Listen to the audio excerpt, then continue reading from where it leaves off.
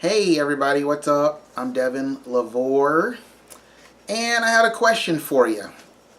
How do you see the world? We all see the world a certain way, right?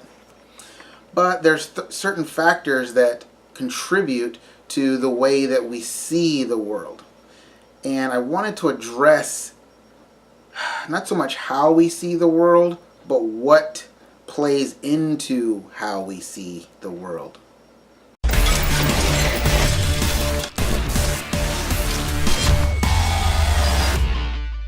Hey everybody, what's up? As I said, I am Devin Lavore. Welcome to my channel. I hope you're going to be blessed by this, because today we're going to talk about our own personal worldview. And I wanted to start off with this rather big word. It's called ethnocentrism. Now all my SOE YWAMers will know exactly what that word means. Holla. But this is what ethnocentrism is. It means evaluation of other cultures according to preconceptions originating in the standards and customs of one's own culture. So what does that really mean? It means we tend to judge the world and other people who are different from us by the way we are. Like if we consider something cool or we consider something not cool, then we judge others who are doing different things by that standard. We therefore deem them, oh, well, you're cool. Oh, well, you're not cool. Well, what makes them cool and not cool? Well, they're cool because, or they're acceptable, or they're right or wrong because they do things the way we do them. Or they do things different than the way we do them, therefore they're wrong and they're not cool, or whatever. So that's ethnocentrism. Now let's talk about culture. Culture, I looked up some simple definitions of culture. It means the beliefs, customs, arts, etc. of a particular society, group, place, or time. Definition number 2. A particular society that has its own beliefs, ways of life, art, etc. The third definition that they say is a way of thinking, behaving, or working that exists in a place or organization. Now, if you look at all of those things that describe culture, it kind of fits in with that word ethnocentrism. Because basically what you have when you have a culture is you have a big group of people who all think the same way. They behave the same way. That's how you get cliques. That's how you get groups. You know, I remember going to a party one time, and it struck me just so, like, not odd, but it was kind of funny and kind of revealing at the same time, because you had this big group of people that came together, but all the men, you know, all the Tim Allens, they found themselves and hung out in their own group. All the debutante girls, they found themselves and hung out in their own group. And then all the misfits of science, that's my group, we found ourselves and we hung out in our own group, you know. Now, there is an importance to finding your tribe, but at the same time, there's a con to finding your tribe. The con in finding your tribe is that's all you're going to relate to. That's all, those are the only people that you're going to hang out with. And then when you just get saturated in your own group, you develop this thing called ethnocentrism. You start judging the world by the standards of your group. And I remember when back in my school of evangelism, my SOE at YWAM, they told us this one thing before we went on a mission trip. They said, listen, when you go to other cultures, they're going to be different. It's not wrong, it's different. They're not wrong, they're just different.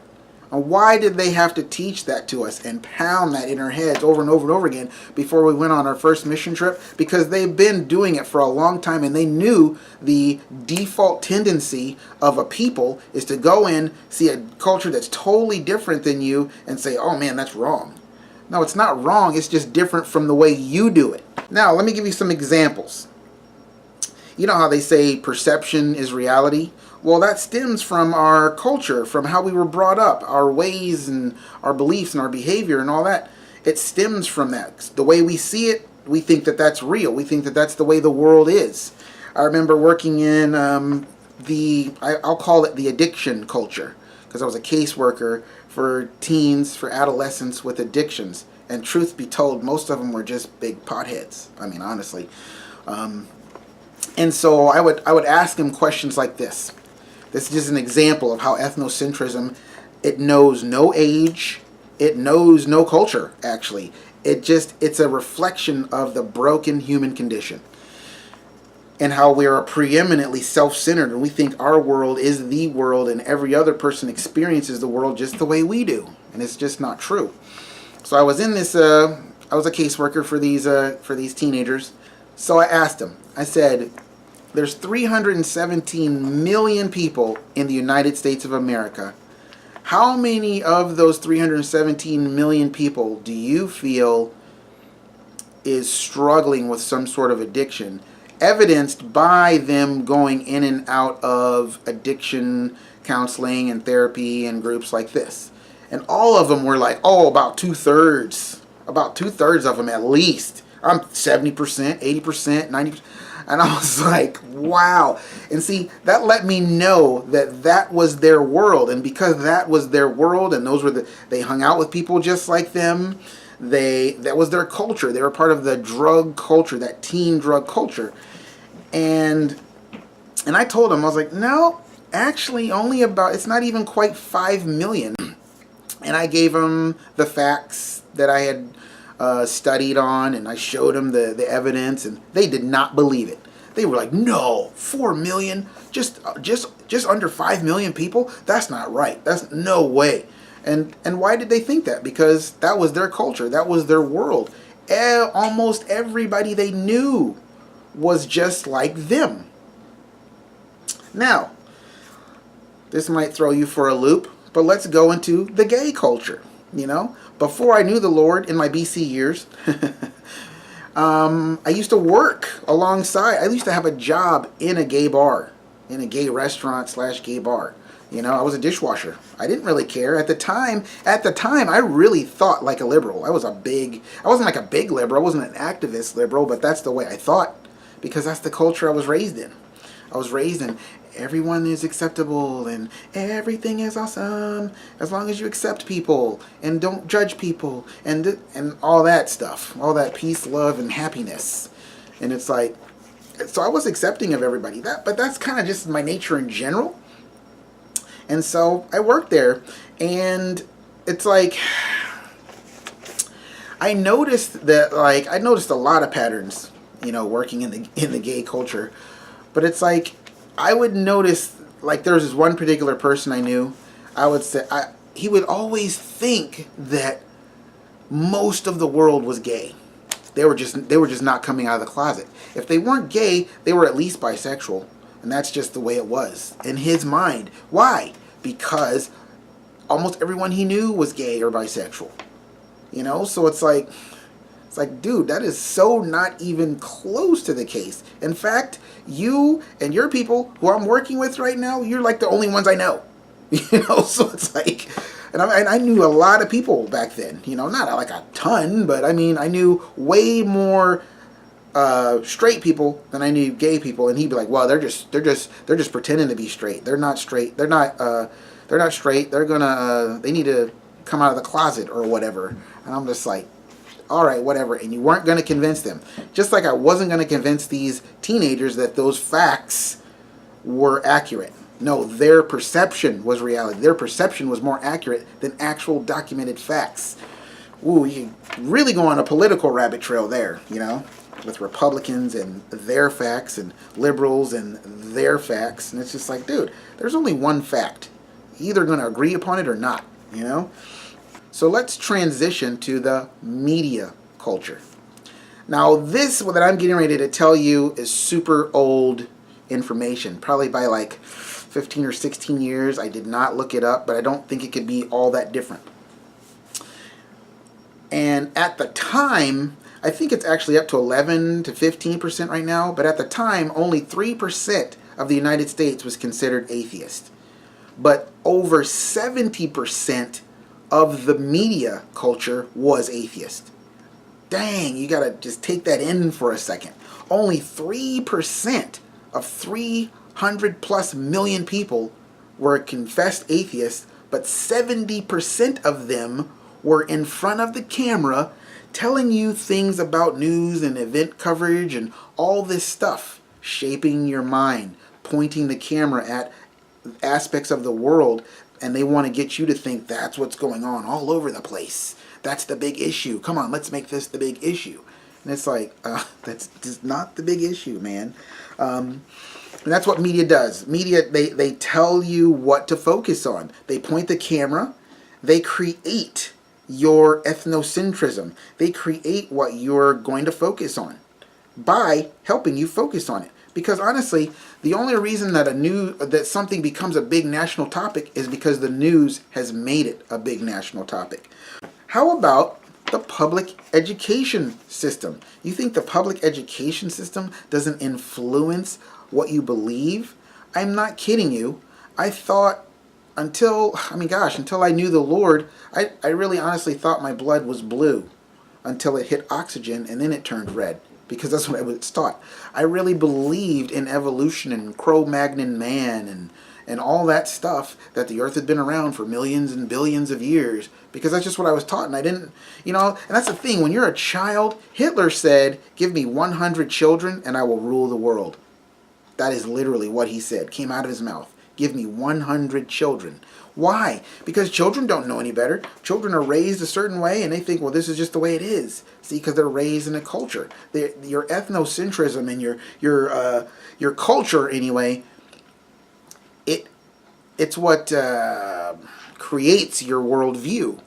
And then that worldview, it matures into ethnocentrism, where everything's about you and you're going to judge the world according to your cultural compass. Now, think about this.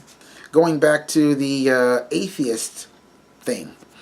Do you think atheists want you to know about God? You think atheists want you to focus on God? You think all the atheists in the media culture want to say, hey, well, what about the God factor? No one ever talks about that. Ever. No one ever asks the questions like, well, why are things messed up in the world to begin with? Why do we have wars and murders and all these different things that are just horrible and atrocities against humankind? Why do they exist in the first place? You're never going to hear that in media, because they know it's going to get into a religious debate, and that could ruin their business. See, because for them, it's about business. It's about creating something that's going to make people watch so they can stay in business with advertisers. I mean, it's really simple. The problems of the world are not difficult. But I mean, look at the public education system. Another education system, or another system of the world that is systematically designed to mislead you and deceive you. But we think it's some great institution. It is not, especially here in 2016. I do not agree with school at all, because the simple fact is it's run by liberals and socialists and communist minds. Communist culture, socialist culture, liberal culture, it's all really kind of different shades of brown anyway. It's like, or different shades of pink, different shades of red. Don't get all caught up in the color I use, okay? For example, Ben Stein came out with a documentary called Expelled, No Intelligence Allowed. And it was a profound, fact-based, experience-based, interview-based documentary on how you even bring up God or even intelligent design in the college system and you will get fired, you will get shut down. They do not want you to focus on that. They don't. And I don't know, I could go on about that particular thing, but it's just another way of showing, like, man, the media, the public education system, all these systems that create our world, they are definitely trying to control what you look at and what you see, so they can control how you believe and why do you think there's so many ads every presidential election? Because it's an attempt to show you something, different.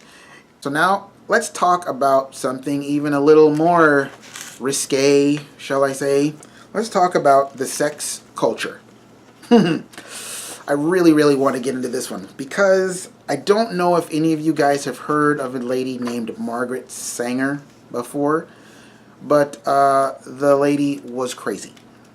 And let me tell you why. I mean, Planned Parenthood is her little baby. There's been documentaries on her, and there's so much research on her that I can make 7 3-hour videos on her and not exhaust her craziness. Okay? But I'm just going to go into just a few things here.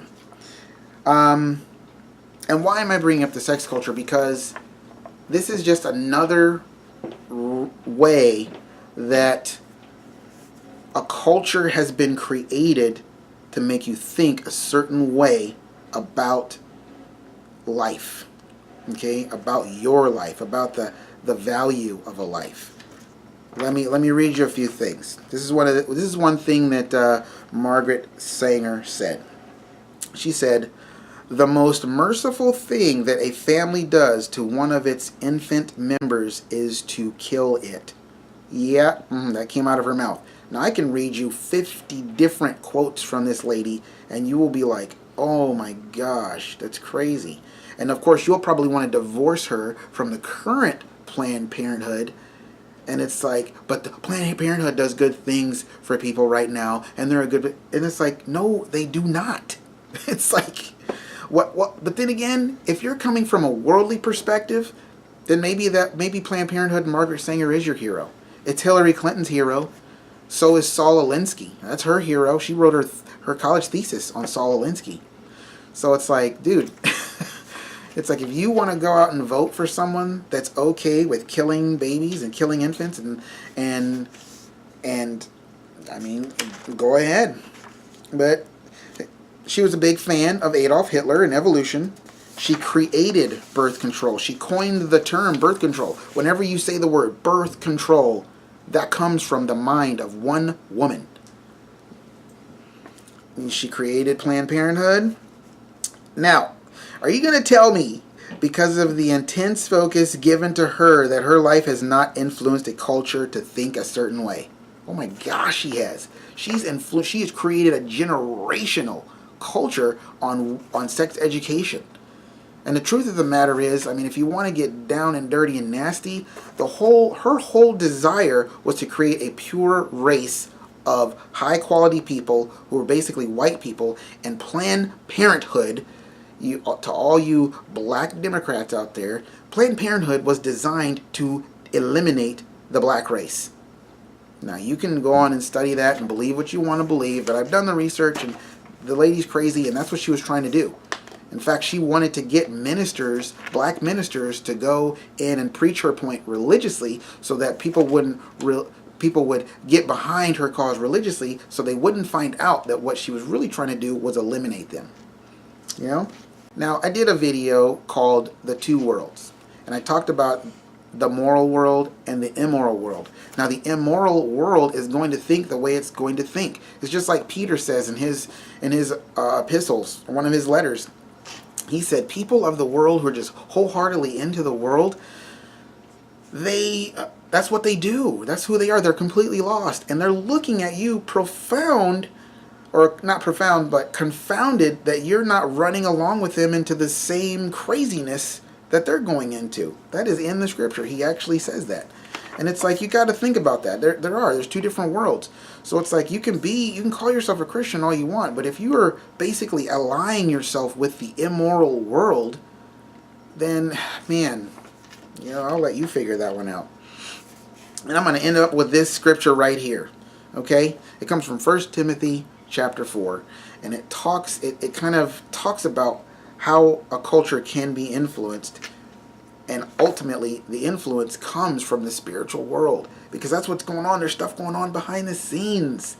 I mean, behind the scene, behind the world that you see, there's a whole nother world with angels and demons and God, and all of them are trying to fight to get your soul, and you have to decide which one you're going to give it to. And in 1 Timothy 4, it says, "But the Holy Spirit distinctly and expressly declares that in latter times some will turn away from the faith, giving focus to deluding and seducing spirits, and doctrines that demons teach. Doctrine just means teaching. That's all it means. Through the hypocrisy, just did a video on that, persuaded by the truth, and pretensions of liars, unscrupulous men, whose consciences are seared, cauterized. That means they do not care. They do not care about the truth. They want to mislead you. They are puppets in the hand of the devil, and they're just going around. That's Margaret Sanger. That's Planned Parenthood. That's the socialist and communist leaders. That's the media, honestly. Gosh, what else did I mention? The public education system, big time. All of them. Hypocrisy and pretension, liars, all of them. And who forbid people to marry and teach them to abstain from certain kinds of foods and all that stuff. And it goes on to list some things, but it's like, basically what that spirit is trying to do is control your mind. It's trying to control the way you think. So the truth about the way we see a thing is going to be determined basically by whether we really have a heart for the truth or not. Do we really want to know the truth about an issue, or do we want to stick to our culture? Do we want to align with our tribe? Because this is the truth. The truth is most believers in Christ are more devoted worshipfully in the actual definition of that word. They're more devoted worshipfully to their tribe and their culture and their people than they are to Jesus. That's why when the angel of the Lord came and said, the angel of the Lord came before Joshua during one of his battles, and Joshua said, "Hey, whose side are you on? Ours or theirs?" And he's like, "I'm on no one's side. I'm on the side of the Lord. Now you either come to my side or you're going to get defeated, or this is, So it's like, we have to answer that question also, Like, whose side are we really on? Are we on our own side? Our culture's side? Do we really have a heart for the truth? Do we just swallow and follow everything that, the media says and the education system says? I mean, do we really have a heart for the truth? You have to have a heart for the truth, man. Because the truth will save your soul. If you're just going to be content in your little perception of how the world really is, then you're just going to be lost. You'll live your 70, 80 years, and then you'll die, and you'll wake up in a reality you do not like. Okay? But if you have a heart for the truth and you seek the truth, you're going to find out some crazy things about reality, but they're going to be true, and they're not going to let you down. Or I should say, He is not going to let you down. God is never going to let you down. Because if you seek the truth, you're going to run into Him. So, God bless you guys. And I hope this at least maybe just jarred you a little bit, or deeply encouraged you to continue to seek the truth and not be manipulated by the things that you see that's changing your worldview. Have God's view of things. Have the mind of Christ and know His heart and His thoughts on a thing. And that will set you free and lead you into true prosperity in life. Okay? So until next video, guys, I love ya, and I will see you later.